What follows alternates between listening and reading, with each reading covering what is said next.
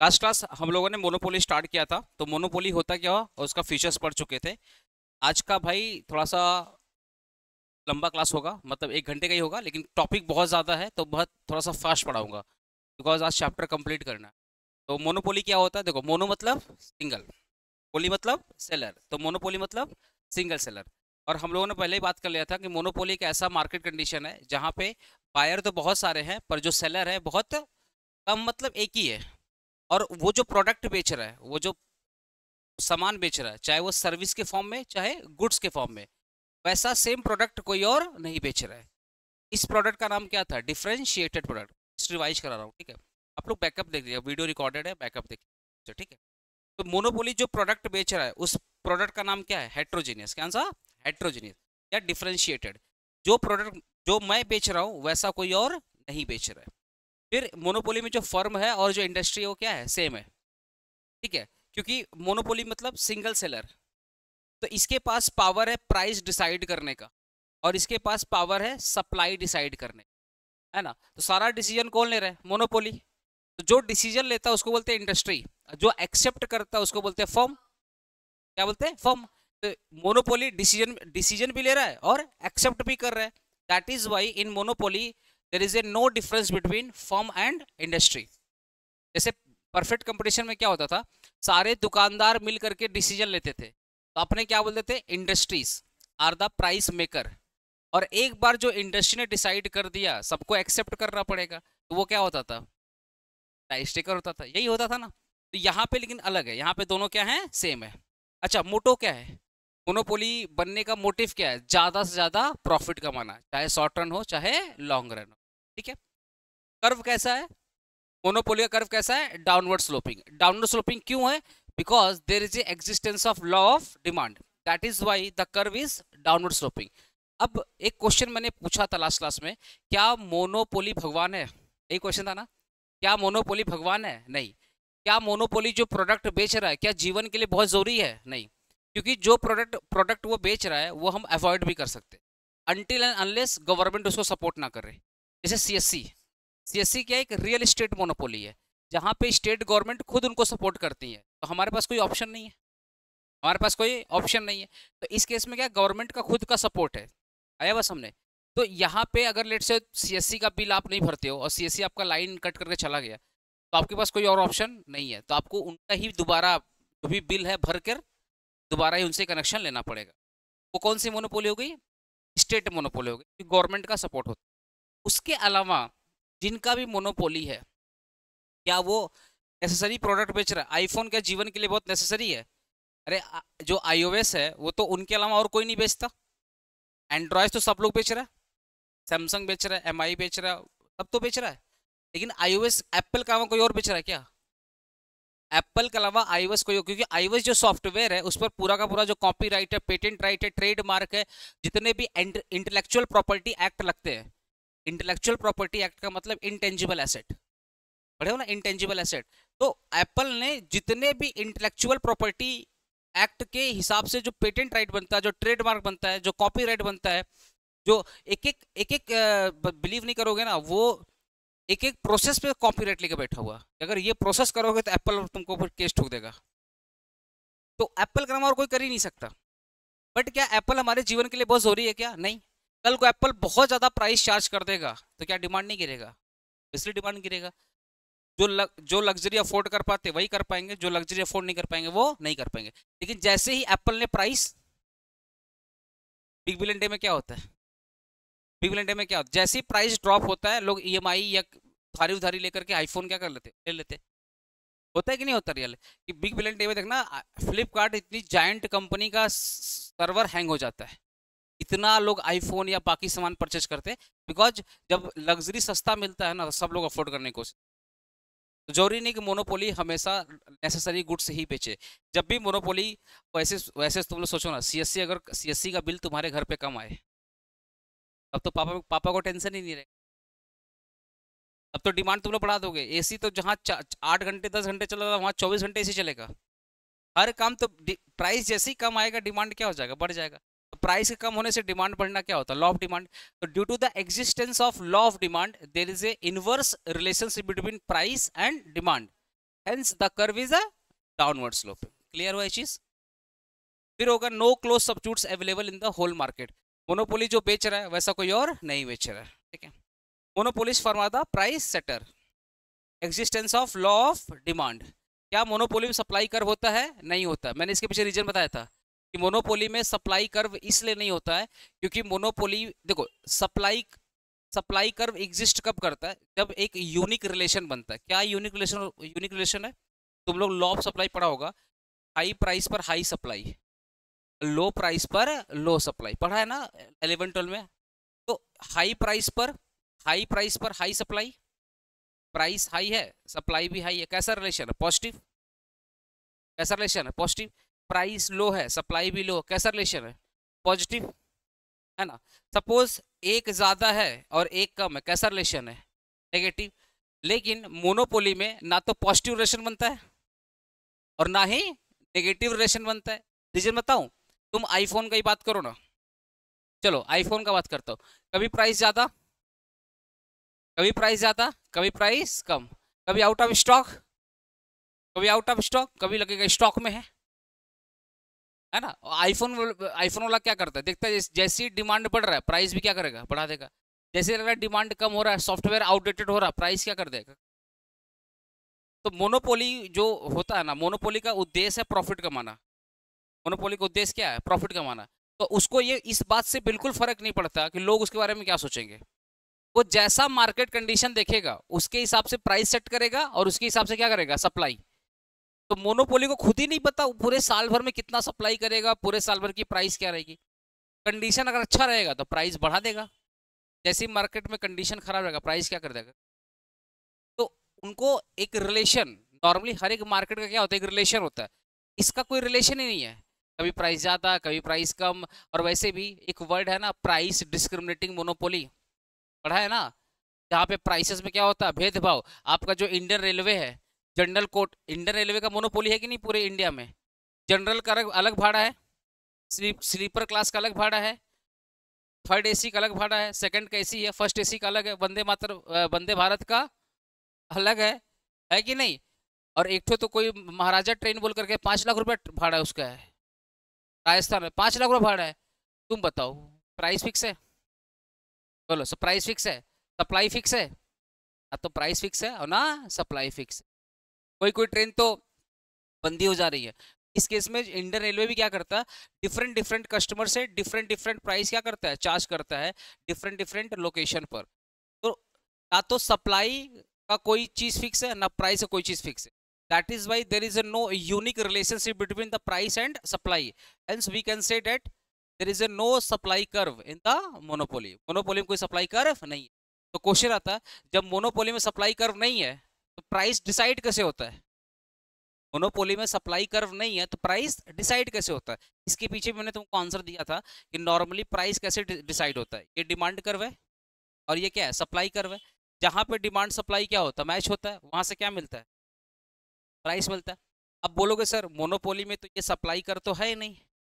तो मोनोपोली का जो प्राइस डिसाइड होता है just just observing the demand, just observing the demand. जहां पर भी उनको डिमांड कर्व मिल गया वहां से वो क्या निकाल देंगे। और मैं अभी देखना तुमको डायग्राम समझाऊंगा कि कैसे मोनोपोली प्राइस डिसाइड करता है, भी मैं समझाऊंगा। इसके बाद लास्ट वाला हम लोग क्या पढ़े थे? Existence of price discrimination. अब प्राइस डिस्क्रिमिनेशन क्या होता है? प्रोडक्ट क्या है? सेम है, उसकी कॉस्ट ऑफ प्रोडक्शन भी क्या है? सेम है, लेकिन अलग अलग मार्केट में उसकी जो प्राइस है वो अलग अलग। प्रोडक्ट क्या है? सेम ही है, प्रोडक्ट क्या है? सेम है, बट अलग अलग मार्केट में उसकी जो प्राइस है वो अलग अलग। जैसे एग्जांपल था, आईफोन का एग्जांपल दिया। इंडिया में जो आईफोन की प्राइस है, गल्फ मार्केट में जो आईफोन की प्राइस है, चाइना में जो है, यूएस में जो, यूरोप में, क्या सब सेम है? लेकिन सबका जो कॉस्ट ऑफ प्रोडक्शन ऑलमोस्ट क्या है? सेम है। पता है ना, टाटा कंपनी पूरे, अभी टाटा कंपनी आईफोन का प्रोडक्शन करती, टाटा कंपनी आईफोन प्रोडक्शन, हाँ टाटा कंपनी करने लगी, लास्ट 2 साल से टाटा कंपनी कर रही है। तो 60% पूरे वर्ल्ड में जो आईफोन चल रहा है वो कहाँ से जा रहा है? इंडिया से जा रहा है। अब जितना ज़्यादा आईफोन बिकेगा टाटा कंपनी का शेयर का दाम बढ़ेगा। पूरे वर्ल्ड में 2 ही लोग आईफोन का प्रोडक्शन करता है, एक टाटा कंपनी, एक चाइना कंपनी, फैकॉन बोल के कंपनी, 2 लोग मिलकर ही करते हैं आईफोन का। कि एक्चुअली आईफोन करता क्या है, ये लोग बेटा कुछ नहीं किया है, ये लोग खाली तो बड़ा सा बढ़िया ऑफिस बनाया है, वहाँ बैठ करके खाली डिसीजन लेता है। ऑफिस बहुत बढ़िया इन लोग का है, प्रोडक्शन कहीं और करेगा, डिज़ाइन बैठ के ऑफिस में करेगा, मटेरियल कहीं और परचेज करेगा। क्या होता है ना, बल्क परचेजिंग। बल्क परचेजिंग ये लोग क्या करता है ना, जब आप सारा काम ये लोग डिवाइड कर रखा, डिज़ाइन कहीं और होगा, प्रोडक्शन कहीं और होगा, परचेज कहीं और असेंबल कहीं और। इसलिए देखना वहाँ पे लिखा रहता है असेंबल इन कैलिफोर्निया या डिज़ाइन इन कैलिफोर्निया, ऐसा करके वहाँ पे लिखा रहता है। कुछ कुछ तो कैलिफोर्निया में होता था, बट वहाँ से भी हटा दिया। कि दिक्कत क्या है ना, यूएस में अगर वो असेंबल कराना स्टार्ट कर दिया तो उसका जो लेबर लोग इतना महंगा है तो उसका कॉस्ट बढ़ जाएगा। इसलिए देखना जितने भी बड़ी बड़ी बड़ी कंपनी है वो गरीब कंट्री ढूंढती हैं। बांग्लादेश में कपड़ा इतना सस्ता, रीज़न क्या है? बांग्लादेश का लेबर बहुत सस्ता है। बांग्लादेश का लेबर सस्ता है। ये जितने भी नाइकी, पूमा, एडिडास तुम लोग देखते हैं ना, बांग्लादेश में से रोड पे बनता है वो सब।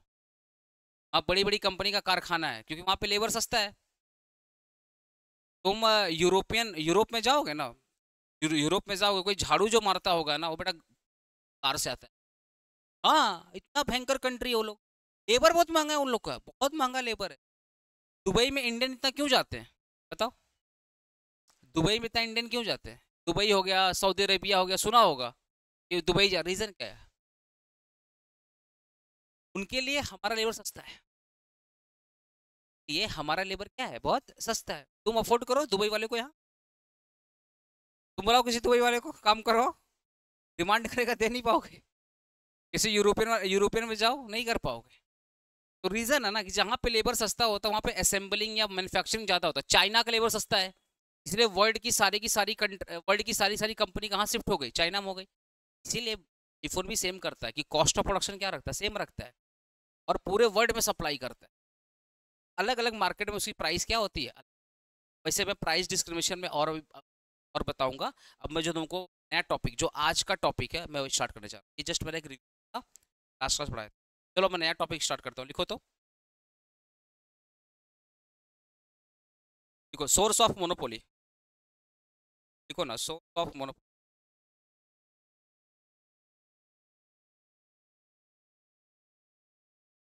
लिखो, monopoly arises due to following reason.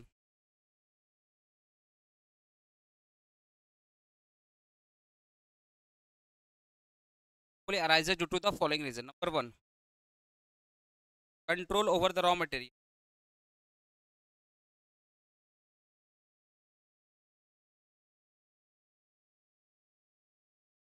Control over the raw material. Control control over the raw material. ठीक है? Due to government action.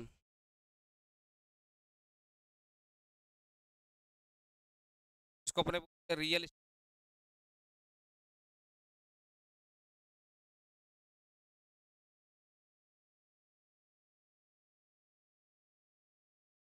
Economies of scale.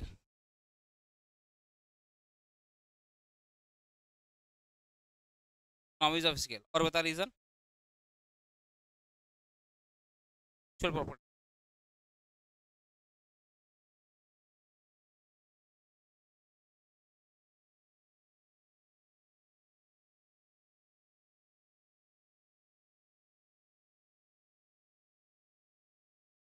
क्या?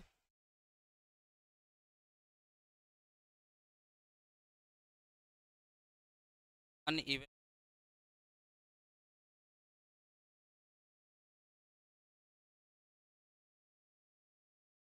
आज काफी। सोर्स ऑफ मोनोपोली, मोनोपोली का सोर्स क्या? पहला सोर्स है वह control over the raw material due to the government action, जिसको real estate of scale. Patent right या कॉपीराइट या ट्रेडमार्क। लास्ट हो गया अनइवन। चलो मैं एक control over the raw material. Best example दे रहा हूँ। हमारे मोबाइल में जो बैटरी लगता है, हमारे मोबाइल में जो बैटरी है वो लिथियम आयन की बैटरी। तुम्हारे मोबाइल फोन में जो बैटरी है किसकी है? लिथियम आयन की बैटरी। लिथियम आयन की जो बैटरी होती है, जो लिथियम बोल के है ना, वो रॉक में पाई जाती है। चट्टान होता है ना, चट्टान, रॉक, रॉक में पाई जाती है। ये चिली बोल के कंट्री है, वहाँ पे पाया जाता है। ठीक है। ये जो चाइना है ना, चाइना ये क्या क्या चिली का जो 90% पहाड़ है वो ओनरशिप ले लिया, परचेज ही कर लिया बहुत पहले। आज नहीं, बहुत पहले। इन लोगों का साइंटिस्ट लोग बहुत चालाक है। आज तुम बताओ ना, आज ये लोग मून पे क्यों जा रहे हैं? लोग मून पे क्यों जा रहे हैं? सुन करके तुम लोग शॉक्ड हो जाएगा, मून पे क्यों जा रहे हैं? आज अभी इंडिया तीसरी बार में गया, दूसरी बार याद नहीं आ रहा, या चंद्रयान 3 था ना, तीसरी बार में हम लोग मून पे पहुंच गए थे साउथ पोल में। अब साउथ का जो साउथ वाला पार्ट है वहां पे आज तक कोई नहीं पहुंचा है, और वो सबसे खतरनाक पार्ट है।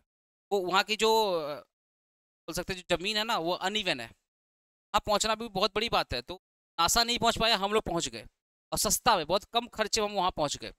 रीजन क्या है? रीजन इसलिए है कि आज मून के ऊपर में ना 2035 तक एक इंटरनेशनल ट्रीटी है कि कोई मून पे ओनरशिप स्थापित नहीं कर सकता। कोई मून पे ये नहीं बोल सकता मेरा ओनरशिप है। लेकिन जैसे ही 2035 खत्म होगा, जो कंट्री जहां जहां पहुंचा है बोलेगा ये जगह मेरा है। जो कंट्री जहां जहां पहुंचा वो जगह मेरा है। अब देखना, आपको पता नहीं है मून पे इतने सारे मिनरल्स है, इतने सारे ऐसे ऐसे प्रोडक्ट है ना, अगर उनका अच्छे से रिसर्च हो जाए तो हो सकता है जो बीमारी की इलाज हम लोग कभी सोचे नहीं थे वो बीमारी ठीक हो जाए। पता है ना, नेचुरल चीजें जिसको रेयर अर्थ मेटल बोलते हैं, चाइना के पास था रेयर अर्थ मेटल। अभी मैं इसका एग्जांपल यहाँ पे दूंगा। धरती पे जितने भी मेटल वगैरह उस सब पे तो लड़ाई चल ही रहा है। अभी क्या चल रहा है मून पे जो है, 2035 के बाद देखना हंगामा हो जाएगा।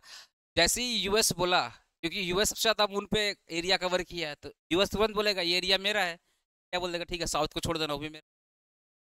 अब उस साउथ के एरिया में जो भी निकलेगा किसका होगा? रिसर्च के लिए फायदा हो सकता है, बहुत सारी अच्छी चीजें मिल जाए। वहीं पे पाकिस्तान क्या बोलता है कि हमको मून पे जाने की जरूरत क्या है, वो तो हमको यहीं से दिख जाता है। तो उनका स्टेटमेंट तो अलग बात है, उनको वो सब समझ में नहीं आएगा। कुछ लोग बोलते हैं कि हमारे झंडे पे मून है, हमको जरूरत क्या है। उनका बात नहीं है। हाँ बोलिए। आया तो वो बात नहीं है, बट बात क्या है कि मून पे जो रॉ मटेरियल निकलेगा, अगर उस पर इंडिया का ओनरशिप आ गया तो कल को उससे जो भी चीज बनेगी उस पर ओनरशिप किसका होगा? इंडिया का। क्या क्या कर सकता है पूरे वर्ल्ड में, क्या क्रिएट कर सकता है? मोनोपोली। ऐसे ही चाइना ने क्या किया था, चिली देश में जितने भी उठाने उठाने थे सब क्या कर लिया, परचेज कर। वहाँ का साइंटिस्ट ने पता कर लिया कि इसमें लिथियम आयन है। प्लस चाइना का 70% जो एरिया है ना पहाड़ों से घिरा हुआ है। चाइना की पॉपुलेशन कितनी? 150 करोड़ के आसपास है। 150 करोड़ के लोग 30% के एरिया में रहते हैं। 70% की जो एरिया है ना वो पूरा पहाड़ से घिरी हुई है, और वहाँ पे भी बहुत सारे लिथियम आयन पाया जाता है। तो वर्ल्ड में जितने भी लिथियम आयन है उसका 90 to 90% ओनरशिप किसके पास है? चाइना के पास में। इसलिए चाइना में जितना बैटरी सस्ता मिलता है पूरे वर्ल्ड में कहीं मिल ही नहीं सकता। चाइना हमारे यहाँ पे आलू ऐसे नाप तोल के 1 kg आलू ऐसे मिलता है ना, चाइना में ऐसे केजी के हिसाब से मिलता है, टन के हिसाब से बैटरी मिलता है। इतना मैन्युफैक्चरिंग वास्ट है क्योंकि पूरे वर्ल्ड को सप्लाई करना है। तो चाइना ने क्या किया था, लिथियम आयन की जो रॉक चट्टान है उस पर अपना कंट्रोल स्थापित कर लिया। उसके वजह से पूरी आज कितना भी लोग बोलते हैं कि हमको चाइनीज प्रोडक्ट पसंद नहीं है, एट द एंड जाना कहाँ है? चाइना में जाना। बैटरी बैटरी कहाँ बनेगा? इसीलिए लिथियम आयन, इसलिए पता है चाइना और भी खुश है। जितना ज्यादा ये लोग बोलते हैं ना कार, ई व्हीकल, उसमें क्या लगेगा? बैटरी। और वो बैटरी कैसे बनेगा? चाइना। तो चाइना के लिए और बेनिफिट। तो एक एग्जांपल हो गया इसका, लिथियम। दूसरा तुम सोचो, आपने आपके पास कोई ऐसा रॉ मटेरियल है जो पूरे वर्ल्ड में कहीं पर भी नहीं है। अब ये रॉ मटेरियल पे कंट्रोल अगर आपका हो गया तो आप क्या क्रिएट कर लोगे? एक रीजन हो गया आपका control over the raw material. Second आपका क्या होगा? Due to the government action.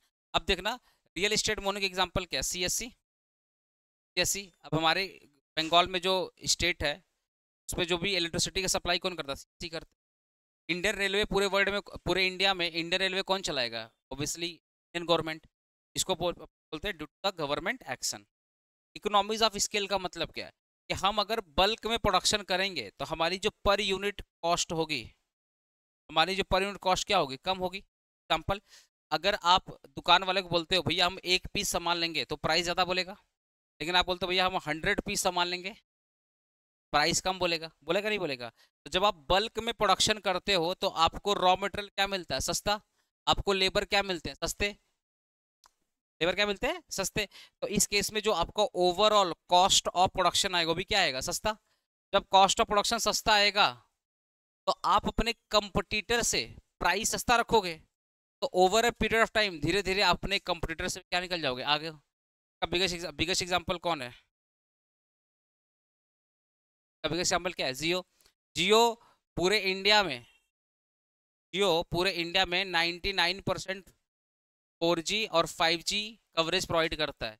Airtel कितना प्रोवाइड करता है? 90% प्रोवाइड करता है।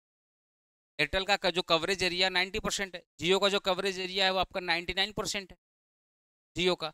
अब रीजन क्या है? जियो का नंबर ऑफ कस्टमर ज्यादा है, तो जियो का जो प्रोडक्शन कॉस्ट होता है कम आता है, क्योंकि बल्क में प्रोडक्शन करता है तो उसका कॉस्ट क्या आता है? कम आता है। ये एक रीजन हो जाता है इन लोगों के लिए कि जब भी आप बल्क में प्रोडक्शन करोगे तो आपकी पर यूनिट कॉस्ट क्या आएगी? कम आएगी। अच्छा, बिगेस्ट एग्जांपल दे रहा हूँ। तुम लोग टाटा 1mg का नाम सुना है? टाटा 1mg का नाम सुना है ना? ऐप होता है ना। तुम लोग फार्मिजी का नाम सुना? फार्मिजी, टाटा 1mg। ठीक है, अब देखना ये लैब टेस्ट करवाते हैं इन लोगों का। थायरो केयर वगैरह क्या लैब टेस्ट था। तुम एक एक लिपिड प्रोफाइल, एक लीवर टेस्ट कराने जाओगे 700 से 800 रुपया ये लोग लेके चल ले लेगा। नॉर्मल तुम ब्लड टेस्ट कराने जाओगे 400-500 रुपया लोग ले लेगा पता करने का। 1mg क्या बोलता है? हमको 1000 रुपया दो ना, पूरी बीमारी ढूंढ लेंगे बॉडी में कहाँ कहाँ है। Full body test. अब बताइए फुल बॉडी टेस्ट क्यों कर पाते हैं? क्योंकि इनका जो लैब है पूरे इंडिया में फैला हुआ है। आपके एरिया का जो लोकल लेबोरेटरी है वो कितना किलोमीटर के कस्टमर को कवर करेगा? 4 किलोमीटर, 5 किलोमीटर। क्योंकि हर 3 किलोमीटर पे कोई ना कोई लैब है। तो आपके एरिया का जो भी लेबोरेटरी है उसके आसपास भी तो एक दो लेबोरेटरी खुली जाती है देखा देखी में। तो वो एक नॉर्मल पीपल को सर्विस दे रहा है। आपको क्या लगता है गणेश टॉकीज में जो या ग्रीश पार्क में जो लेबोरेटरी है क्या पूरे कोलकाता सर्विस दे रहा है? ग्रीश पार्क के आसपास के लोगों को सर्विस दे रहा है। तो उसके पास क्या कस्टमर बहुत कम है, तो उनका जो कॉस्ट आता है बहुत ज्यादा आता है। टाटा टाटा 1mg पूरे इंडिया में, हो सकता है इंडिया के बाहर लोग भी सर्विस दे रहा है, तो इनके पास तो बल्क मार्केट है। इनका जो प्रोडक्शन कॉस्ट है बहुत कम आता है, बिकॉज ये लोग दिन भर में 100 पेशेंट का ब्लड निकालेंगे। टाटा 1mg दिन भर में लाख पेशेंट का ब्लड निकालेगा टेस्ट करने के लिए। ये लोग काफी बल्क में प्रोडक्शन करता है। दैट इज वाई उनकी जो कॉस्ट आती है बहुत कम आती है, इसलिए सस्ता में प्रोवाइड करते हैं। अब तुमको क्या लगता है? तुमको लगता है कि जहां पे 1000 रुपया में फुल बॉडी टेस्ट और जहां पे 1000 रुपया में सिर्फ और सिर्फ एक या दो टेस्ट हो रहा है, धीरे धीरे इंडिया कहाँ मूव करेगा? ऑनलाइन टेस्ट पे करेगा नहीं करेगा मूव? खराब भी भाई, टाटा कंपनी का रिपोर्ट भी खराब। यही चीज होता है कि जब आप बल्क में प्रोडक्शन करते हो तो आपकी पर यूनिट कॉस्ट क्या होती? कम होती। धीरे धीरे धीरे आप क्या कर लोगे? मोनोपोली क्रिएट कर लोगे। और यही हाल चलता रहा है तो टाटा 1mg बहुत जल्दी बहुत जल्दी इंडिया का लेबोरेटरी वगैरह में तो नाम बहुत ज़्यादा कमा लेगी, क्योंकि ये तो सस्ता है ना। बहुत सस्ता है, बहुत सस्ता है, तो लोग अफोर्ड कर पाएंगे। इसको बोलते हैं इकोनॉमीज ऑफ स्केल। जब आप बल्क में प्रोडक्शन करते हो। अच्छा, मैं इससे एग्जांपल और दे रहा हूँ। एशियन पेंट का नाम सुना है? एशियन पेंट नाम सुना? एशियन पेंट सुना ना? 70% मार्केट इसके पास है। पूरे इंडिया का 70% मार्केट किसके पास है? एशियन पेंट के पास में है। रीजन बताऊं? क्योंकि आ? इन लोगों ने किया था। सबसे बड़ी बात क्या, इनका प्रोडक्शन, इनका इनका जो 250 रुपया में जो पेंट का क्वालिटी देते हैं ना, अदर कंपनी 500 में भी दे नहीं पाती है। 250 रुपया में जो पेंट का क्वालिटी देते हैं लोग 1 लीटर, अदर कंपनी 500 रुपया में नहीं दे पाती है। अब ये 250 में कैसे दे पाते हैं? क्योंकि पूरे इंडिया का 70% मार्केट यही लेके बैठे हैं, तो कस्टमर ज्यादा है। तो इनका जो प्रोडक्शन होता है काफी बल्क में होता है। इनकी जो पर यूनिट कॉस्ट जो आती है काफी कम आती है, इससे सस्ता प्रोवाइड कर रहे हैं। तो one of the reason is economies of scale. अगर आपका प्रोडक्शन कॉस्ट कम हो जाए तो आप मार्केट में चैंपियन। इसलिए तो सीएमए का कोर्स बहुत इंपॉर्टेंट होता है। कॉस्ट कटिंग कहाँ से आप बढ़िया से कॉस्ट कटिंग करके एक अच्छा बढ़िया प्रोडक्ट निकालो जिसकी कॉस्ट कम रहे, प्राइस कम रहे और मार्केट में क्या हो जाए? मोनो। ये क्या हो गया? Patent right. ये तो तुम लोग समझ ही रहे हैं कि मान लो कोई कोई प्रोडक्ट है, उस पर आपका पेटेंट राइट हो, कॉपी राइट हो या ट्रेड मार्क हो। आपको नॉर्मली देखना ये सब मेडिसिन वगैरह में ज़्यादा होती है। भी एक हमारे इंडिया में भी एक लड़ाई चल रहा है, वायरस वगैरह नहीं, एक लड़ाई चल रहा है जो कीमो का जो इंजेक्शन आता है, कीमो, हाँ, कैंसर जो कोई कंपनी बनाती है, ठीक है ना, वो बहुत ज़्यादा प्राइस रखती है, बहुत महंगा रहती है। प्लस एक डिजीज और है, मुझे याद नहीं आ रहा, उसका 40,000 का एक इंजेक्शन आता है, ठीक है। 40,000 का कोई डिजीज है, हमको याद नहीं आ रहा। वो ना कोई यूरोप की कोई कंपनी है, यूरोप की कोई कंपनी है, वो इंडिया में 40,000 का एक एक इंजेक्शन बेचती है। कॉस्ट है कितनी, 200 रुपया को, बट इंडिया में वो 40,000, नाम मुझे याद नहीं आ रहा। तो कांग्रेस इसमें बहुत अच्छा काम की थी। एक बार ऐसे ही हुआ था 2010 में, कांग्रेस ने बोल दिया था कि तुम्हारा पेटेंट राइट हम मानते ही नहीं। दवा, वो दवा आई थिंक 80,000 का था, 8,000 में बिक रहा, तो कोई दवा था, मतलब याद नहीं आ रहा। ऐसी ही बहुत सारी सीन है ना, जिस पर आज भी बहुत सारी कंपनी क्या है, कॉपीराइट है, पेटेंट राइट की वजह से प्राइस क्या है, बहुत ज़्यादा है। ये अपना हो गया मोनोपोली। ये लोग क्या कर लेते हैं, पेटेंट राइट ले लिया, कॉपीराइट ले लिया, ट्रेडमार्क ले लिया। ये सोचो ना, मैंने कोई सामान बनाया और उस पर हमने क्या ले लिया, पेटेंट राइट ले लिया, पूरे पूरे इंडिया में सप्लाई कौन करेगा, मैं ही करूँगा। क्या हो गया, मोनोपोली। एक हो गया अनइवन कंपटीशन। अब अनइवन कंपटीशन कब अराइज होता है, बता सकता है? अनइवन कंपटीशन कब अराइज होगा, अनइवन कब अराइज होगा?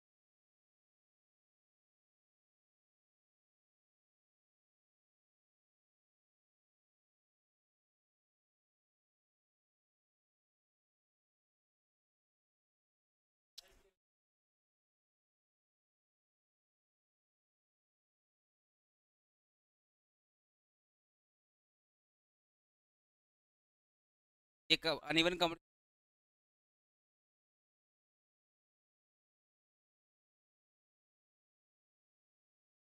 बोलेगा रोहित।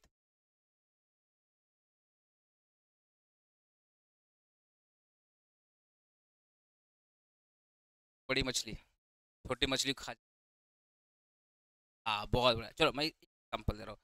आज इंडिया में कौन है जो, और ज़्यादातर ज़्यादातर तो यही है, ठीक है।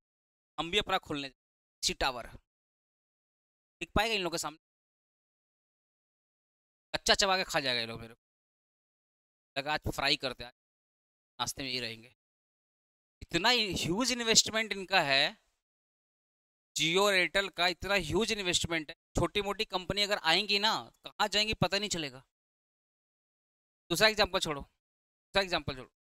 आज आप लोग देखो, जितनी बड़ी बड़ी कंपनी है सस्ते में सामान प्रोवाइड कर रही, वहीं पे आप अगर करने जाओगे आप नहीं कर पाओगे, क्योंकि तो बल्क में उठाती है ना। तो एक्चुअल में जो अनइवन कंपटीशन वो किससे बिलोंग करता है, इकोनॉमीज ऑफ स्केल से बिलोंग करता है। तो अगर कोई एक बड़ी कंपनी है, कोई अगर बड़ी कंपनी है, ये तो इसके पॉपुलेशन ऑफ कस्टमर क्या है, बहुत ज़्यादा है, का क्या प्रोडक्शन बहुत ज़्यादा है। और कोई छोटी कंपनी अगर इनके सामने आती भी तो टिक नहीं पाती है, तो इनका क्या हो जाता है, मोनो। एक रीज़न ये हो गया। दूसरा क्या रीज़न हो गया अनइवन कंपटीशन का, कि आपकी जो कंपनी है, आपकी जो कंपनी है अगर स्कीमिंग पॉलिसीज को फॉलो करती, स्कीमिंग पॉलिसी या पेनिट्रेशन पॉलिसी, बेस्ट एग्जांपल है पेनिट्रेशन पॉलिसी। पेनिट्रेशन पॉलिसी क्या होता है, जैसे जियो आया था पहले फ्री कर दिया था, जियो क्या है, पहले फ्री कर दिया था, 6 महीने तक फ्री, फिर प्राइस किया बहुत सस्ता, फिर धीरे धीरे क्या किया, प्राइस बढ़ाया। इसको पेनिट्रेशन प्राइस, आप मार्केट को पेनिट्रेट कर रहे हो, मार्केट को तोड़ रहे हो। तो बहुत सारी कंपनी होती है बस बहुत पैसा है, तो वो क्या करती है, कंपटीशन को बीट करने के लिए अपने प्रोडक्ट को क्या करती है, बहुत कम कर देती, सस्ता कर देती। आया बस समझ, तो इसके वजह से बाकी जो कंपनी होती है अफोर्ड नहीं कर पाती है। अब जियो को वैसे सोचो कितनी कंपनी बंद हो गई, जियो को वैसे कितनी सारी कंपनी बंद हो गई। ये भी एक one of the reason is uneven competition का, कि बहुत सारी कंपनी जानबूझ करके मार्केट को पेनिट्रेट करती, तोड़ने की कोशिश करती, और प्राइस इतना लो कर देंगी, इतना प्राइस लो कर देंगी कि बाकी लोग क्या कर देंगे, लॉस हो जाएगा उनको, और अफोर्ड नहीं कर। एक था आपका एक था आपका पेनिट्रेशन पॉलिसी। दूसरा क्या था, जो लार्ज लार्ज कंपनीज होते हैं, हाँ जो लार्ज कंपनीज होती हैं काफ़ी बल्क में प्रोडक्शन करती है, का जो पर यूनिट कॉस्ट आता है काफ़ी कम आता है, इसके वजह से वो लोग छोटी मोटी कंपनी क्या करती है, सर्वाइव नहीं। तीसरा जो तुमने बोला price policy, penetration policy, price वो ठीक है। एक होता है तुम्हारा uneven competition due to the government. अगर गवर्नमेंट किसी इंडस्ट्रीज को सपोर्ट करती है, अगर मान लो जैसे तुम लोग सुनाई पड़ता होगा, कुछ कुछ कंपनी को गवर्नमेंट जी बहुत सपोर्ट करती है, अगर कहीं अगर आपके कंपनी को गवर्नमेंट का सपोर्ट मिल गया, तो आपके लिए जो रॉ मटेरियल होगा सस्ता मिलेगा, तो आप उसकी वजह से भी क्या करोगे, कंपटीशन तोड़ दोगे। यहाँ पे गवर्नमेंट का सपोर्ट भी बहुत, ये 4-5 रीजन है। पहला है controllable the raw material due to the government action, due to the economies of scale, due to the patent right, due to the uneven competition. क्या राइज होता है? मोनोपोली। ठीक है, अब लिखो इक्विलिब्रियम कंडीशन ऑफ मोनोपोली।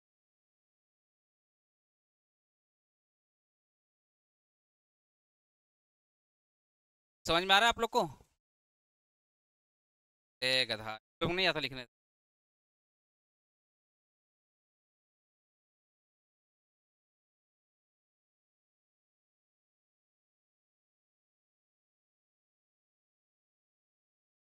क्या condition है भाई? पहला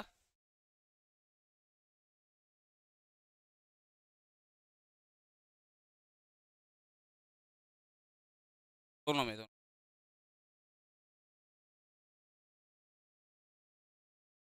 आपको समझ में आ रहा है? इक्विलिब्रियम कंडीशन क्या बोलता है? पहला M R equal to M C, M C cut M R from below.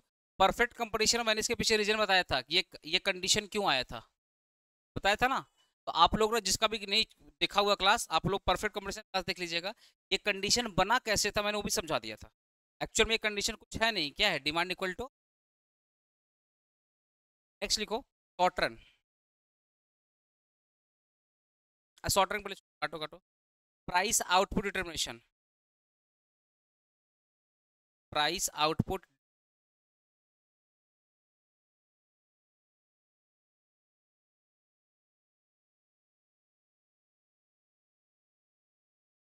Price output determination under monopoly.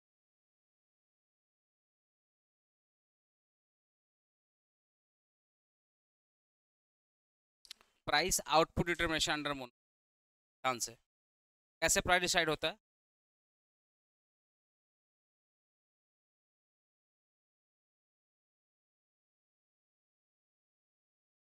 ये आपका रेवेन्यू है, ये आपका कॉस्ट, वाई एक्सिस पे, एक्स एक्सिस पे क्या है आपका? आउटपुट। ठीक है ना?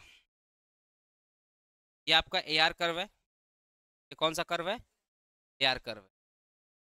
और आपको मैंने ए आर एम आर का रिलेशन पढ़ाया था ना, जितना ए आर होता है उसका ऑलमोस्ट हाफ क्या होता है? एम आर होता है, हाफ होता है।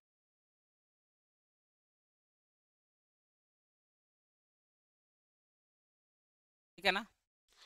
और ये कर्व कौन सा है? हाँ, ये कर्व कौन सा है?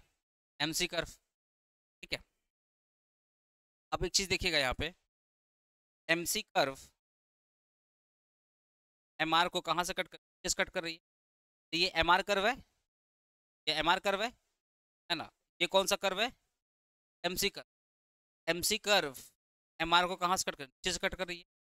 ये कौन सा पॉइंट होगा? पहला क्या बोला? M R equal to M C. जिस पॉइंट पर कट किया वो क्या हो गया? इक्विलिब्रियम। जिस पॉइंट पर कट किया दोनों क्या हो गए? इक्वल हो गए। इस पॉइंट पर एम आर और एम सी क्या हो गए? बराबर हो गए। इस पॉइंट पर एम आर एम सी क्या हो गए? बराबर। ठीक है, और जो एम सी कर्व कट कर रहा है कहाँ से? नीचे से कट कर रहा है। ये वाला जो पॉइंट हो गया कौन सा पॉइंट? इक्विलिब्रियम। कौन सा पॉइंट? इक्विलिब्रियम। से हमें मिलेगा आउटपुट। क्या मिलेगा? लेकिन मैंने आपको पहले बताया था कि एक्चुअल में प्राइस, पर प्राइस निकालने के लिए एक्चुअल में आपको दिखना पड़ता है सप्लाई कर्व, दिखना पड़ता है सप्लाई। लेकिन मोनोपोली में तो सप्लाई होता ही नहीं है, सप्लाई होता ही नहीं। तो मोनोपोली में एक्चुअल में प्राइस डिसाइड कैसे होता है? डिमांड कर्व को देख करके। तो अब आप बताइए, ये आपका कौन सा कर्व है? Marginal cost curve. और ये आपका कौन सा कर्व है? Marginal revenue curve. दोनों एक दूसरे को कट कर, कट करने से उनको इक्विलिब्रियम पॉइंट मिल गया, को इक्विलिब्रियम पॉइंट मिल गया। इक्विलिब्रियम पॉइंट का मतलब क्या होता है? एक ऐसा स्टेट जहां पे जो प्रोड्यूसर है ना तो उसके ऊपर शिफ्ट होगा ना उसके नीचे शिफ्ट होगा, मतलब वो उसी पॉइंट पर कंटिन्यू प्रोडक्शन करना पसंद करेगा। इसको बोलते हैं नो चेंज स्टेट। क्या बोलते हैं? No change state. इसका मतलब होता है कि एक ऐसा पॉइंट जहां पर प्रोड्यूसर को सबसे ज्यादा क्या मिल रहा है? बेनिफिट मिल रहा है। सबसे ज्यादा क्या मिल रहा है? प्रोडक्शन, सबसे कम प्रोडक्शन कॉस्ट मिल रही है और सबसे ज्यादा प्रॉफिट मिल रहा है। इक्विलिब्रियम पॉइंट का मतलब क्या है? कॉस्ट कम है, कॉस्ट कम है और प्रॉफिट ज्यादा है, तो ये होता है इक्विलिब्रियम पॉइंट। हर एक प्रोड्यूसर इस पॉइंट को निकालता है, लेकिन मेरा क्वेश्चन यही है, क्या इक्विलिब्रियम पॉइंट से प्राइस मिलेगा? रीजन, रीजन कि मोनोपोली में सप्लाई कर्व होता नहीं है, आया बस सामने। तो मोनोपोली में प्राइस डिसाइड होती है डिमांड को देख करके। अब आप बताइए, जो ए आर कर्व है, ध्यान सुनिएगा, ये जो ए आर कर्व है, ए आर कर्व को ही अपने क्या बोलते हैं? Demand curve. A R curve को अपने क्या बोलते हैं? Demand curve. रीजन बताओ, क्या मोनोपोली में लॉ ऑफ डिमांड एग्जिस्ट करता है? बोलो, मोनोपोली में क्या लॉ ऑफ डिमांड एग्जिस्ट करता है? करता है ना। जब लॉ ऑफ डिमांड एग्जिस्ट करेगा तो लो प्राइस पर हाई डिमांड, हाई प्राइस पर लो डिमांड, कर्व कैसा बनेगा? बोलो ना, कर्व कैसा बनेगा? Downward slope. ये कर्व आपको कैसा दिख रहा है? यही आपका जो ए आर कर्व है, ये किसके बराबर है? ये देखो, equal to demand curve. Actual में आपका डिमांड कर्व। अब अगर आपको प्राइस पता करना है तो आपने प्रोडक्शन यही किया, ये आपका क्या है? प्रोडक्शन है। अब अगर आप इस प्रोडक्शन लाइन को धीरे धीरे डिमांड से मैच कर दोगे, यहां से जो निकलेगा वो आपका क्या होगा? प्राइस। एट द एंड आपको प्राइस चाहिए, तो प्राइस, मोनोपोली अपना प्राइस देखता है डिमांड को। भैया अगर डिमांड ज्यादा है तो प्राइस भी क्या कर दिया? बढ़ा दिया। और जैसे ही लगेगा डिमांड कम हो रहा, प्राइस भी क्या करेगा? कम होगा। तो मोनोपोली क्या करता है? अपने प्रोडक्शन लाइन को धीरे धीरे धीरे ऊपर करता है और डिमांड से मैच करता है। जहां पर भी डिमांड से टच होता है वहां क्या मिल जाता है? प्राइस मिल जाता है। इस केस में मोनोपोली क्या करेगा? अपने इस बढ़ाएगा। यहां से अब उनको जो मिलेगा वो क्या होगा? प्राइस। अब मोनोपोली अगर P price, P price and OQ level of output follow करे, फॉलो करे तो क्या मिलेगा उसको? प्रॉफिट।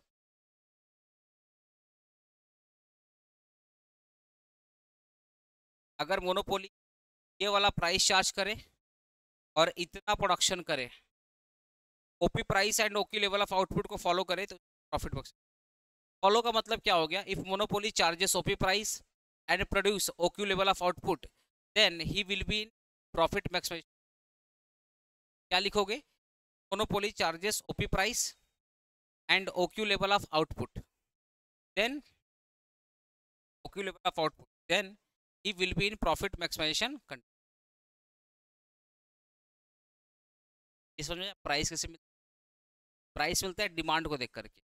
यहाँ से तो हमें प्रोडक्शन मिल गया, प्राइस तो चाहिए। प्राइस के लिए क्या करेंगे? लाइन को और एक्सटेंड, ऐसी डिमांड से क्या मिल जाएगा? प्राइस। ये होता है आपका equilibrium condition, price output under the वो पढ़ कर, इसलिए तो लोग supply.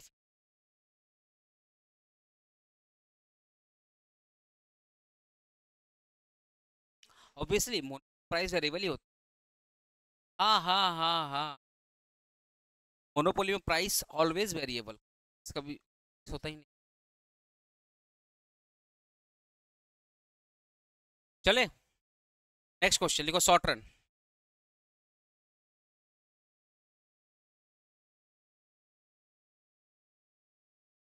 Short run under mono.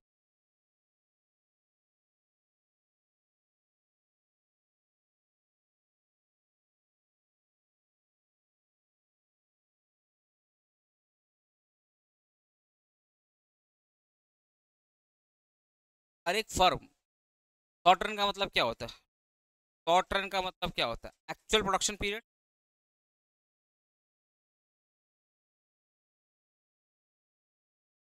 आपका नाम क्या है? हाँ, बताओ, शॉर्ट रन का मतलब क्या होता है? आपसे पूछूंगा। Actual production period. एक्चुअल का मतलब क्या होता है? Present production period. क्या होता है? Present production. हर एक बिजनेस को प्रेजेंट में लॉस हो सकता है, नॉर्मल प्रॉफिट हो सकता है, और सुपर और प्रॉफिट भी। नॉर्मल का मतलब जितना मैं कमा रहा हूँ उतना ही सारे दुकानदार कमा रहे, that is called normal profit. Super normal का मतलब क्या हो सकता है? मेरा मैनेजमेंट अच्छा हो, मेरा कम्युनिकेशन स्किल अच्छा हो, मेरे पास जो टेक्नोलॉजी किसी और के पास नहीं है, तो मेरा कॉस्ट ऑफ प्रोडक्शन क्या हो रहा है? लो हो रहा है। तो मेरी जो कॉस्ट क्या आ रही कम आ रही है, तो लोगों से प्रॉफिट क्या कर रहा हूँ, ज़्यादा कमा रहा हूँ। तो जब जब मेरा प्रॉफिट जितना मार्केट में लोग कमा रहे हैं उसके बराबर आ गया, उसको अपने क्या बोलेंगे, नॉर्मल प्रॉफिट। जब मेरा प्रॉफिट सारे दुकानदार से ज्यादा हो गया उसको अपने क्या बोलेंगे, सुपर नॉर्मल। और ये भी हो सकता है प्रेजेंट कंडीशन में हमको लॉस हो सकता है, समझ गए ना। तो शॉर्ट रन में तीनों केस पॉसिबल। बहुत लोग बोलते हैं मोनोपोली को लॉस नहीं हो सकता, क्यों नहीं हो सकता भाई, मोनोपोली भगवान थोड़ी है। मोनोपोली भगवान नहीं है भाई, लॉस तो हो ही सकता है उसको। तो शॉर्ट रन में तीनों केस पॉसिबल है। एक है नॉर्मल प्रॉफिट। नॉर्मल प्रॉफिट क्या होता है, price equal to average cost. और एक होता है आपका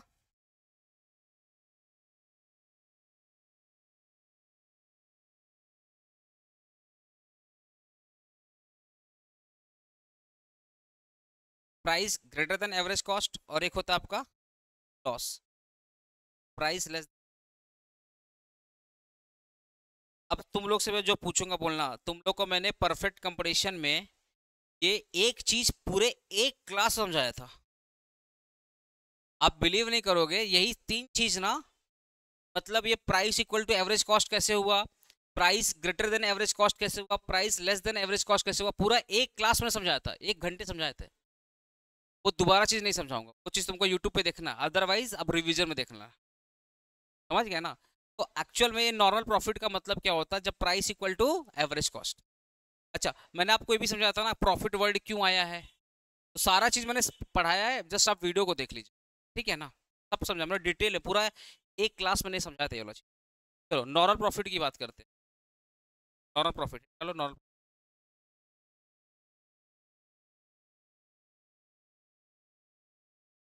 डेफिनेशन क्या लिखिएगा नॉर्मल प्रॉफिट।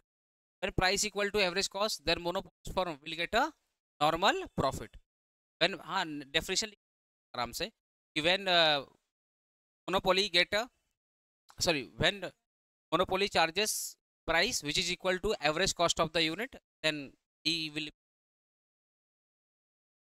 मेरे को बस डायग्राम बनाना है, डायग्राम बनाना, डायग्राम बनाते हैं।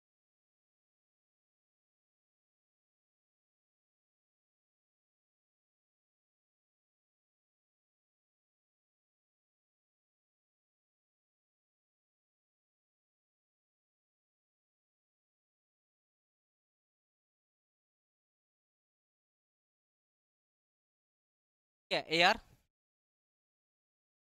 आर का हाफ क्या होगा, आर का हाफ क्या होता है, रेवेन्यू चैप्टर आया था ना, ए आर का हाफ क्या होगा, एम आर। ये कौन सा कर्व है, कौन सा कर्व है, मार्जिनल कॉस्ट कर्व। यहाँ से अपने को क्या मिलेगा, पॉइंट, इधर से क्या मिलेगा, आउटपुट, क्या मिलेगा आउटपुट। प्राइस को पाने के लिए क्या करना पड़ेगा, ऊपर करना पड़ेगा। यहाँ से क्या मिलेगा, ये दोनों लाइन सेम होना चाहिए, लाइन क्या होना चाहिए, ठीक है। मिल गया प्राइस। अब देखना एक चीज, क्या बोल रहा है कि नॉर्मल प्रॉफिट कब होता है, जब प्राइस इक्वल टू क्या होता है, एवरेज कॉस्ट। ये वाला लाइन कौन सा लाइन है, ये कौन सा लाइन है, प्राइस। आपका एवरेज कॉस्ट का मिनिमम पॉइंट इसको टच करेगा, एवरेज कॉस्ट का जो पॉइंट इसको, क्योंकि कोई भी फर्म एवरेज कॉस्ट के मिनिमम पॉइंट पर ऑपरेट कर, पढ़ाया कि नहीं पढ़ाया था। ये सब बहुत बेसिक चीज मैंने पढ़ाया था मार्केट चैप्टर में, 5 दिन से मार्केट चैप्टर पढ़ा रहा हूँ। स्टार्टिंग का 2 क्लास तो पूरा भयंकर बेसिक हुआ था, मैं बहुत गलत किया था, पूछो सच में बेसिक कितना, बहुत बेसिक पढ़ाए थे, पूरा एक एक लाइन क्लियर किया था, पढ़ लेना तुम लोग। तो अपने क्या करेंगे, इस एवरेज कॉस्ट का देखो, एवरेज कॉस्ट का 3 पॉइंट होता है, एक होता है डिक्रीजिंग, एक होता है मिनिमम, एक होता है इंक्रीजिंग। ये पॉइंट कौन सा पॉइंट होता है, मिनिमम। ये कौन सा पॉइंट होता है, डिक्रीजिंग। ये कौन सा पॉइंट होता है, इंक्रीज।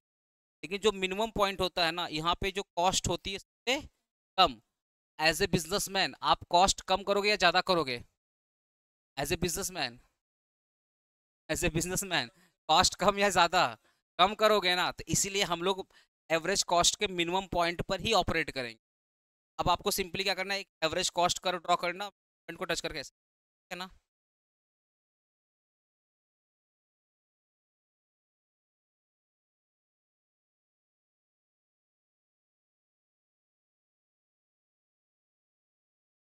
ठीक है, ये जो कर्व बना इस कर्व का नाम क्या है? पूरे डायग्राम का नाम क्या है? नॉर्मल। तुम लोग को सुनो ना, तुम लोग को मैंने लिखवाया था ना परफेक्ट कंपटीशन में कि पर यूनिट रेवेन्यू। चलो मैं लिखवा देता हूँ। ये वाला कौन सा, इसको मान लेते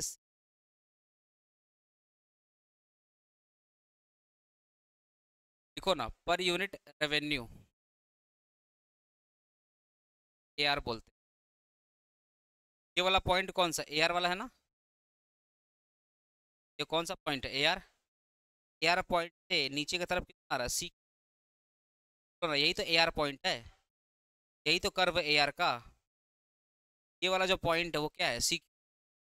पर यूनिट रेवेन्यू क्या है, सी क्यू। देखो,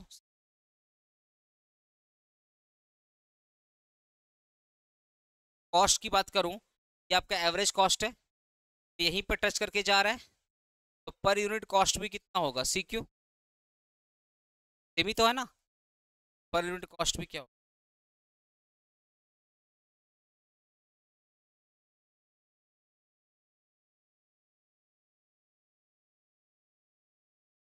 पर यूनिट प्रॉफिट क्या हो जाएगा, A R minus A C, C Q minus C Q, क्या हो जाएगा? पर यूनिट प्रॉफिट क्या होता?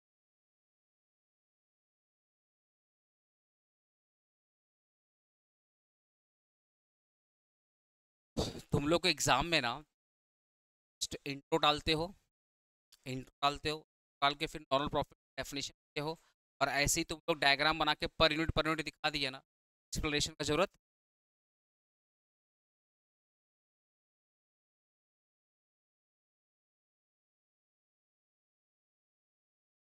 डालिए।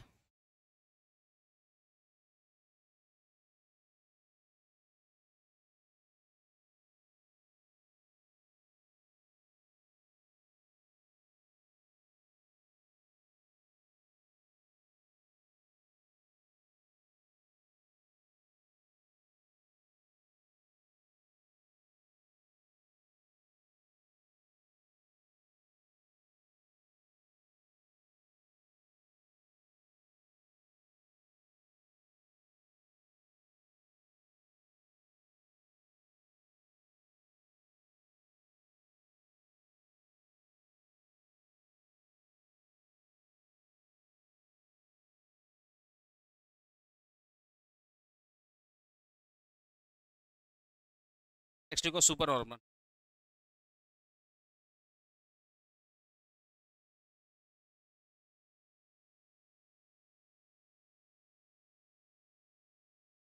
Price greater than average cost.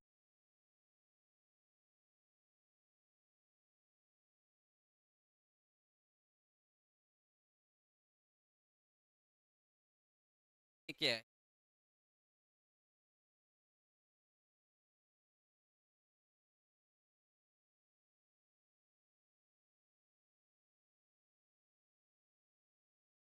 RC मतलब एंड कॉस्ट।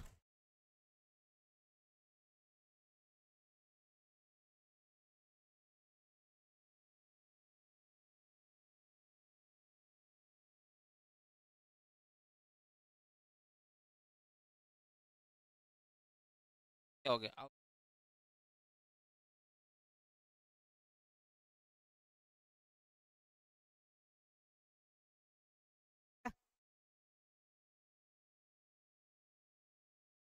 अब यहाँ पे सुपर नॉर्मल क्या बोल रहा है, प्राइस एवरेज कॉस्ट से ज्यादा है। ये मेरा प्राइस है, मेरा क्या है, प्राइस है। ऑब्वियसली जो एवरेज कॉस्ट का कर्व होगा उसका जो मिनिमम पॉइंट होगा इसके नीचे होगा, क्योंकि हम कहाँ पे ऑपरेट करते हैं, ये वाला पॉइंट पर। ये वाला पॉइंट पे नहीं, हम कहाँ ऑपरेट करते हैं, मिनिमम पॉइंट पर। आपको क्या करना पड़ेगा, एवरेज कॉस्ट का मिनिमम पॉइंट इसके नीचे करना पड़ेगा, एवरेज कॉस्ट का मिनिमम पॉइंट उससे नीचे करना पड़ेगा। क्या करना आपको, एवरेज कॉस्ट कर्व ड्रॉ करना है और मिनिमम पॉइंट आकर निकल। लेकिन मिनिमम पॉइंट कहाँ पे टच करेगा, जहाँ पे आप प्रोडक्शन करते हो। ये मेरा कौन सा क्वांटिटी, मतलब क्या होता है प्रोडक्शन। ये मेरा कौन सा लाइन है, तो ना ये मेरा कौन सा लाइन है, लोग कहाँ पे प्रोडक्शन करेंगे, डिस इक्विलिब्रियम पर या इक्विलिब्रियम पर, इक्विलिब्रियम पर। तो ये वाला पॉइंट आपका कौन सा है, ये वाला पॉइंट कौन सा है, पॉइंट है ना ये वाला पॉइंट, आप तो यहीं पे प्रोडक्शन करना पसंद करोगे। आप सिंपली क्या करोगे, अपने एवरेज कॉस्ट का मिनिमम पॉइंट इस प्रोडक्शन लाइन से टच करके आगे बढ़ जाओ। सी देखो, मान लो ये मेरा एवरेज कॉस्ट है और ये मेरा मिनिमम पॉइंट, मैं फिर ऐसे बढ़ गया, इसका मतलब मेरे को ना तो इससे मतलब है ना इससे मतलब है, सिर्फ और सिर्फ किससे, मिनिमम पॉइंट से मतलब। इसका मतलब मैं जो प्रोडक्शन कर रहा हूँ वो कहाँ पे कर रहा हूँ, मिनिमम पॉइंट पे कर रहा हूँ। तो मेरा प्रोडक्शन लाइन एवरेज कॉस्ट के मिनिमम पॉइंट से टच होना चाहिए। लोग बहुत डायग्राम गलत बनाते हैं। मैं जब इकोनॉमिक्स को कॉपी साइन करता हूँ ना, तो मेरे को लगता है क्या काटूं, जरूरत नहीं है, तुम स्ट्रेट लाइन में कर सकते हो। तो आपको क्या करना है, एवरेज कॉस्ट का मिनिमम पॉइंट ना यहाँ पे दिखाना है ना यहाँ पे दिखाना नहीं। आपका जो एवरेज कॉस्ट का मिनिमम पॉइंट होगा वो प्रोडक्शन से टच करेगा फिर ऊपर की तरफ। इसका मतलब आप प्रोडक्शन लाइन पर आपकी जो कॉस्ट है वो क्या है, ये लॉजिक। अभी बहुत बहुत बच्चों को देखो, बहुत बच्चों को हमारे एग्जाम में देखना, जब डायग्राम बनाओ वो क्या करेगा, यहीं से करेगा और बढ़ जाएगा। एवरेज कॉस्ट का जो राइजिंग पोर्शन होगा ना वो यहाँ पे टच करेगा, डायग्राम ही गलत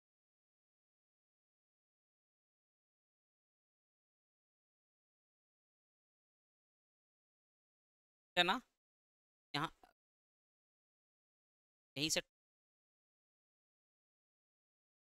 ये मेरा क्या हो गया, एवरेज कॉस्ट। यहाँ से जो पॉइंट आएगा,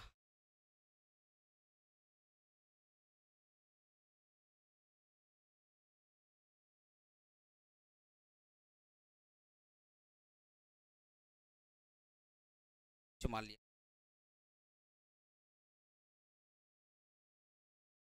और यही देखो ना, ये प्रॉफिट है, हेलो, ये प्रॉफिट है और ये कॉस्ट है। ऊपर वाला सारा का सारा क्या है, सुपर नॉर्मल, ये पूरा का पूरा portion normal.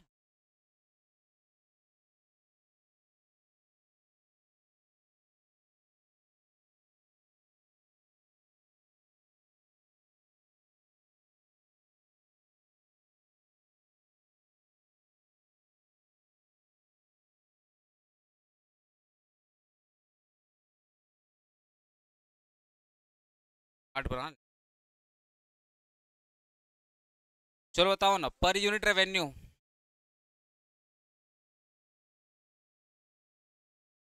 Per unit revenue line कौन सा है, यही तो ए आर है ना। एच से लेकर के आपको बस ये प्रोडक्शन लाइन पे ही देखना और कहीं नहीं देखना है। तो आपका पर यूनिट रेवेन्यू क्या है, एच क्यू। आपका पर यूनिट रेवेन्यू क्या है, यही तो ए आर है, रेवेन्यू है, यही वाला पॉइंट तो रेवेन्यू है। एच पॉइंट कहाँ पे है, रेवेन्यू पे तो है। आपका पर यूनिट रेवेन्यू क्या है, एच क्यू। आपका पर यूनिट कॉस्ट क्या है, सी क्यू। यही तो आपका कॉस्ट लाइन है।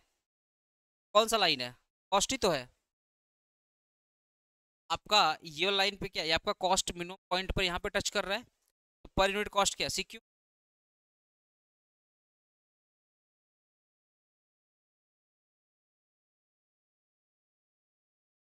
C Q, therefore per unit profit क्या होगा, A R minus minus Q, और क्यू क्या होगा, कैंसिल, क्या बचा है, सी। ये आपका क्या होगा, per unit profit. Therefore total profit, ये आपका कौन सा प्रॉफिट होगा, H C one P. Therefore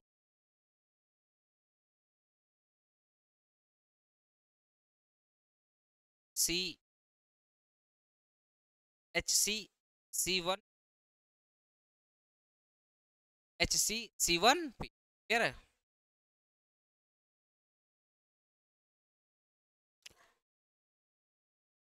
कुछ पूछ रहा तो पूछो भाई तुम।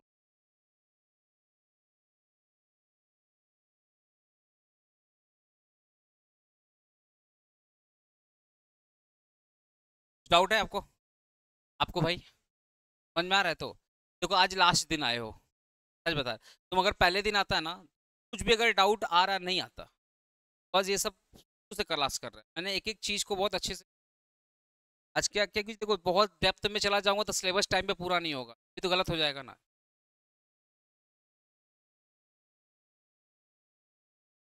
नेक्स्ट नेक्स्ट कर रहा हूँ भाई, लॉस।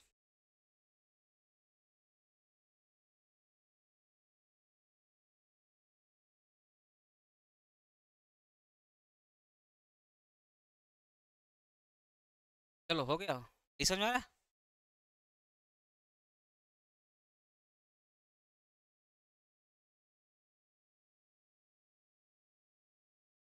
बोल तो रहा हूँ, सुनाई तो पड़ रहा है ना, तो खुद से लिखो।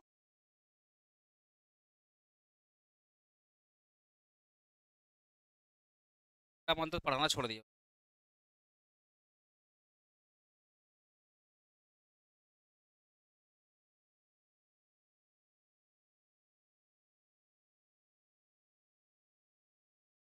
ठीक तो है, कहाँ खराब?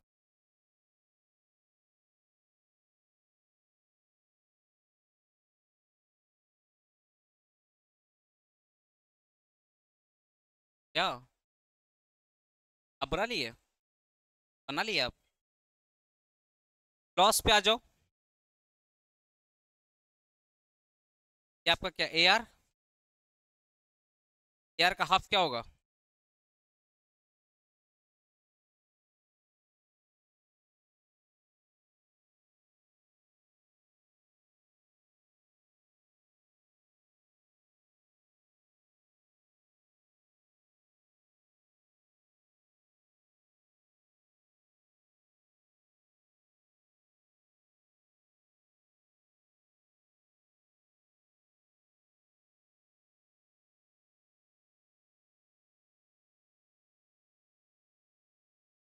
चलो, अब ये जो प्राइस है, price less than average cost, आपका जो प्राइस है वो एवरेज कॉस्ट से कम है। ऑब्वियसली जो आपका एवरेज कॉस्ट इसके ऊपर से जाएगा, तभी तो प्राइस उसके नीचे रहेगा। अरे प्राइस को कम दिखाना है, एवरेज कॉस्ट ये है, प्राइस ये है, तभी तो दोनों में डिफरेंस आएगा। तो प्राइस नीचे हो गया और एवरेज कॉस्ट क्या हो गया, ऊपर हो गया। इस केस में क्या करेंगे, एवरेज कॉस्ट,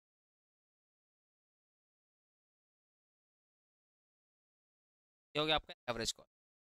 अब क्या करेंगे, एवरेज कॉस्ट को ऐसे डॉट डॉट लाइन ड्रॉ करेंगे, तो मिनिमम पॉइंट पर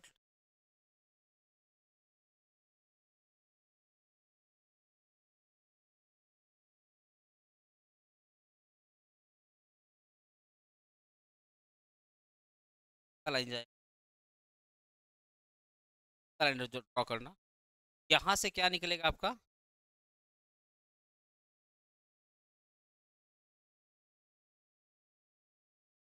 देखो बताओ ना, per unit average cost, DQ, यही तो एवरेज कॉस्ट है। यहाँ से लेकर यहाँ तक पूरा क्या है, CQ है ना, per unit cost CQ, per unit AR, average revenue, per unit revenue कितना है, HQ, यही तो रेवेन्यू है, S से लेकर Q।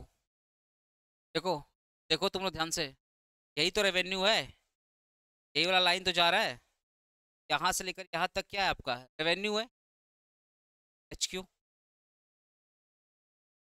Therefore per unit,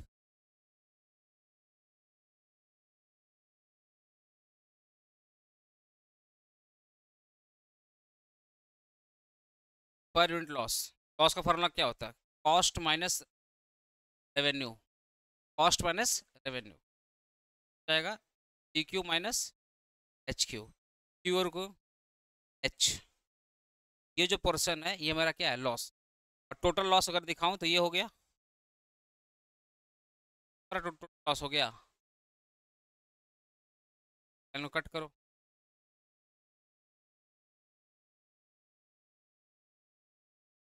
therefore total loss हो जाएगा, piece.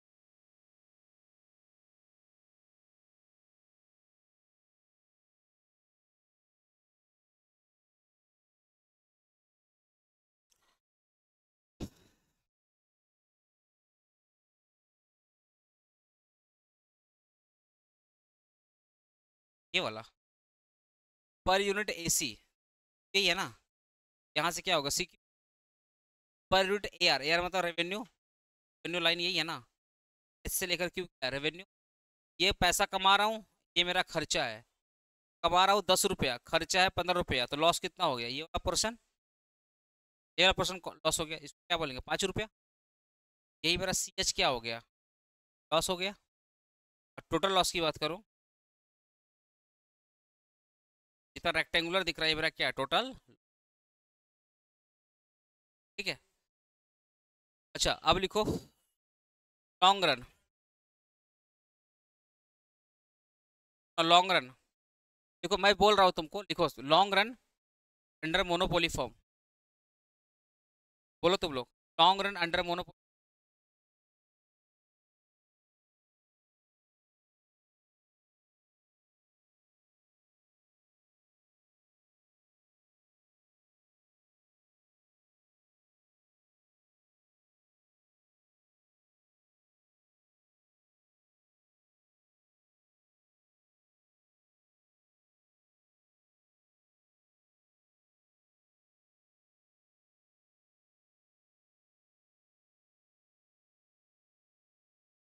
Long run under monopoly, देखो in long run monopoly form, in long run in long monopoly form always enjoy, long run always enjoy super normal profit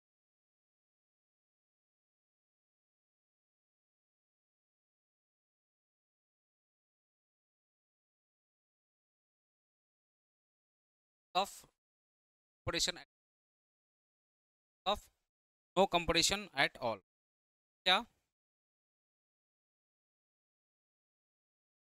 cause of no,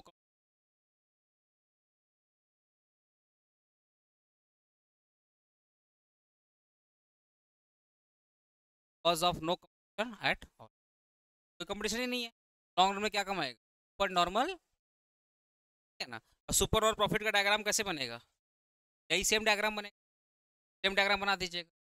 अब आपको PDF दे दूंगा, कौन सा classroom का PDF मांग रहा है, तो ये क्लास वाला चार्ट पे दूंगा, कंफ्यूजन हो, मैं एक पीडीएफ दूंगा मार्केट, मार्केट पीडीएफ, उसमें सब रहेगा, इसीलिए मैंने तुमको। अच्छा सुनो, अपना क्या बचा है, प्राइस डिस्क्रिमिनेशन, उसके बारे में मैंने तुमको पढ़ा दिया था, उसका प्रॉफिटेबल कंडीशन भी लास्ट क्लास में पढ़ा दिया था, याद है।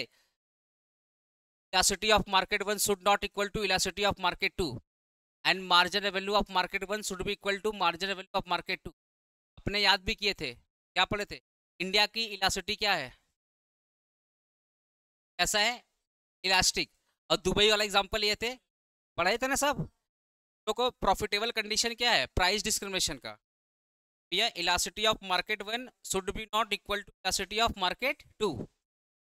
जो इंडिया की इलास्टिसिटी है और जो दुबई की इलास्टिसिटी दोनों बराबर नहीं होना चाहिए। तो आपको इंडिया दुबई नहीं लिखना, आपको ये लिखना है जब एक मार्केट की इलास्टिसिटी और दूसरे मार्केट की इलास्टिसिटी बराबर नहीं होंगी, इस केस में प्राइस डिस्क्रिमिनेशन पॉसिबल है।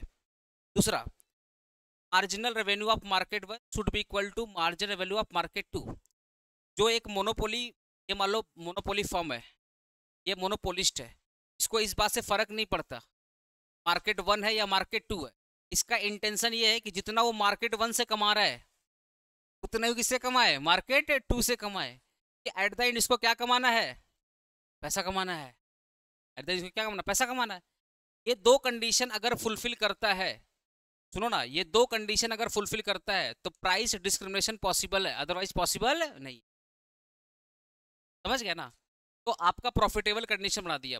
अच्छा, एक क्वेश्चन आता है कि प्राइस डिस्क्रिमिनेशन कब पॉसिबल है। तो प्राइस डिस्क्रिमिनेशन पॉसिबल है दो तीन रीजन। पहला, आपके पास पहली बात मोनोपोली होना चाहिए। एक मोदी खाना वाला के बोलता हम प्राइस डिस्क्रिमिनेशन करेंगे, 5 रुपया लेस का चिप्स बोलता हम 6 रुपये में बेचेंगे, कोई खरीदेगा, बोलो कोई खरीदेगा नहीं, क्या उसकी मोनोपोली है। तो आपको अगर प्राइस डिस्क्रिमिनेशन करना, आपको भेदभाव करना है लोगों, प्राइस में अगर भेदभाव करना है, तो सबसे पहले आपके पास क्या होना चाहिए, मोनोपोली पावर। क्या होना चाहिए, मोनोपोली पावर। अगर आपके पास मोनोपोली पावर नहीं है तो आप प्राइस डिस्क्रिमिनेशन कर नहीं पाओगे। जिसके पास मोनोपोली पावर है वही तो प्राइस डिस्क्रिमिनेशन कर पा रहा है, पहला रीजन ये। दूसरा, प्राइस डिस्क्रिमिनेशन पॉसिबल तब होगा जब इग्नोरेंस ऑफ द बायर होगा। एक मार्केट का बायर दूसरे मार्केट के बायर को क्या कर रहा है, इग्नोर। दुबई में क्या हो रहा है, इंडिया वाले फर्क नहीं पड़ता, इंडिया में क्या हो रहा है बाकी फर्क नहीं पड़ता। सेम कपड़ा दिल्ली में जो बिक रहा है और सेम कपड़ा कोलकाता में बिक रहा है, क्या अपने देखने जा रहे हैं दिल्ली में? प्राइस डिस्क्रिमिनेशन तब भी पॉसिबल है जब एक बायर, एक मार्केट का बायर और दूसरे मार्केट के बायर क्या करे, इग्नोरेंस, इसको बोलते हैं इग्नोरेंस ऑफ द बायर। तीसरा, प्राइस डिस्क्रिमिनेशन तब भी पॉसिबल होता है जब जब आपका एक सब मार्केट और दूसरे सब मार्केट के बीच में एक ज्योग्राफिकल डिस्टेंस हो। अगर दोनों बहुत नियर क्लोजर होंगे तो प्राइस डिस्क्रिमिनेशन पॉसिबल नहीं है, एक जियोग्राफिकल कंडीशन के वजह से भी। समझ गया ना? तो ये दो तीन रीजन के वजह से है। पहला रीजन बताओ, पहला आपके आपके पास क्या होना चाहिए? अगर आपको प्राइस डिस्क्रिमिनेशन करना है तो आपके पास क्या होना चाहिए? दूसरा, हर एक मार्केट का बायर क्या होना चाहिए? इग्नोर। मार्केट वन का बायर को फर्क नहीं पड़ना चाहिए क्या हो रहा है, मार्केट टू के बायर को फर्क नहीं पड़ना चाहिए। और तीसरा, जो एक मार्केट और दूसरे मार्केट के बीच जो जोग्राफिकल डिस्टेंस क्या होना चाहिए, जिससे आराम से ट्रेवल ना कर पाए। वरना क्या होगा, एक मार्केट यहाँ है, दूसरा मार्केट यहाँ है, यहाँ पे सस्ता है, यहाँ पे क्या है, सस्ता है, और यहाँ पे क्या है, कॉस्टली है। और मैं यहाँ से उठाऊंगा माल, यहाँ बेचना स्टार्ट कर दूंगा। हो गया प्राइस डिस्क्रिमिनेशन, हो गया ना प्राइस डिस्क्रिमिनेशन। यहाँ पे मतलब रीसेलिंग पॉसिबल नहीं है। एक मार्केट और दूसरे मार्केट में इतना डिस्टेंस होना चाहिए कि अगर जहां पे प्राइस ज्यादा है, अगर वो लोग वहां से उठ करके सस्ते वाले की तरफ जाए तो बीच में इतना भाड़ा आ जाए, उनका जाना कैंसिल हो जाए। अब उनको पता क्या लगे, इतना दूर कौन जाएगा, आने जाने में तो लग जाएगा टाइम, बेटर है भैया यहीं से ले लो। तो geographical distance, ignorance of the buyer, plus जो मैंने तुमको बताया कि आपके पास मोनोपोली, अगर आप ये तीन कंडीशन फुलफिल करते हैं, साथ ही साथ मोदी जी का आशीर्वाद। आपको अगर मोनोपोली करना है तो आपको गवर्नमेंट का भी आशीर्वाद चाहिए। तो अगर गवर्नमेंट की पॉलिसीज तुम्हारे फेवर में है तो इस केस में आप डिस्क्रिमिनेशन कर पाओगे, अदरवाइज प्रॉफिटेबल कंडीशन क्या है, बोलो ना, प्रॉफिटेबल कंडीशन क्या है? एक मार्केट की इलास्टिसिटी दूसरे मार्केट की इलास्टिसिटी बराबर नहीं, लेकिन मार्केट वन का जो रेवेन्यू आ रहा है, मार्केट टू का जो रेवेन्यू आ रहा है, क्या बराबर होना चाहिए। अगर आप ये दोनों कंडीशन करोगे, अगर आप ये दोनों कंडीशन फुलफिल करोगे तो आप, तब आप क्या होंगे, प्रॉफिटेबल में। ठीक है, क्लियर हुआ चीज? तो एकदम, तो रिवीजन वीडियो, मार्केट का रिवीजन वीडियो वाला एक रिवीजन वीडियो, मैराथन तो होगा ही होगा, लेकिन क्या हो रहा है, अभी मार्केट तुम लोग 5 क्लास में पढ़ा है, डे 1 डे 2 डे 3 5 क्लास पढ़ा। मैं 2 घंटे का ना एक रिवीजन वीडियो यहाँ पे पूरे क्या डिसाइड। अब एक रिवीजन का मतलब क्या, शॉर्ट में पढ़ाता मेरे को, अब थोड़ी बार वो समझ उतना तो पता। अब रिवीजन में डायग्राम बना दूंगा, पर यूनिट कॉस्ट थोड़ी पढ़ा करवा दूंगा। और आप लोग नए नए, हमको तो समझ में ये लोग सीख, लास्ट क्लास था। आओ कल, कल हम लोग प्रोडक्शन चालू करेंगे 3 से 5।